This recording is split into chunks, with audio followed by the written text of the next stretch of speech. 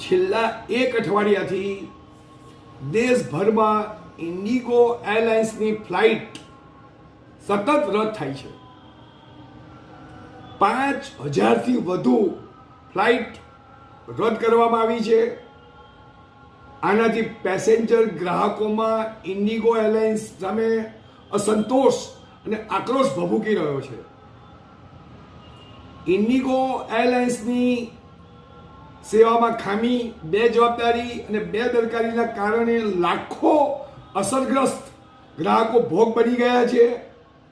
આ તમામને ઇન્ડિગોએ ઓછામાં ઓછું 50,000 રૂપિયાનું વળતર આપવું જરૂરી છે. કન્ઝ્યુમર પ્રોટેક્શન એક્ટ અન્વયે જે પેસેન્જર ગ્રાહકો કાયદેસર ફરિયાદ કરીને ગ્રાહક કોર્ટમાં દાદ માગી શકે છે.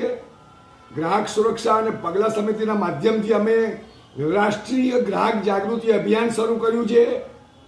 પ્રત્યેક વિક્ટિમ કન્ઝ્યુમરે ઇન્ડિગો સામે કાયદેસર ફરિયાદ દાખલ કરવી જોઈએ. પૂરતા દસ્તાવેજી પુરાવાઓ રજૂ કરી તમામ હકીકતલક્ષી વિગતો અને ઘટનાઓ સાથે શું એમને સહન કરવું પડ્યું છે એનું વર્ણન કરવું જોઈએ.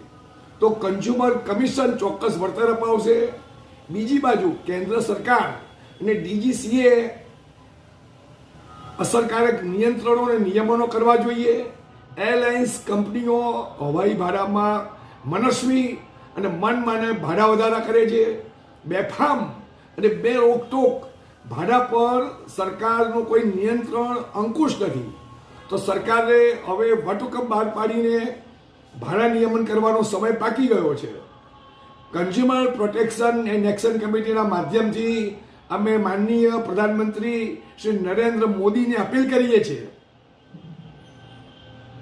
કે પેસેન્જર ગ્રાહકોના હિત માટે સરકાર અસરકારક પગલાં ભરે.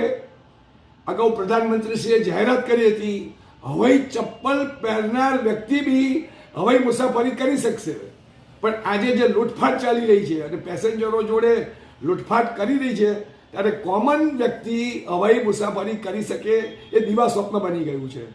ત્યારે ઇન્ડિગો એરલાઇન્સ સામે સરકારે અસરકારક પગલાં ભરી પેસેન્જર ગ્રાહકોની સુરક્ષા અને સલામતી માટે અને એમને વળતર અપાવવું જોઈએ. મુકેશ પરીખ, પ્રમુખ ગ્રાહક સુરક્ષા અને પગલાં સમિતિ, અખિલ ભારતીય.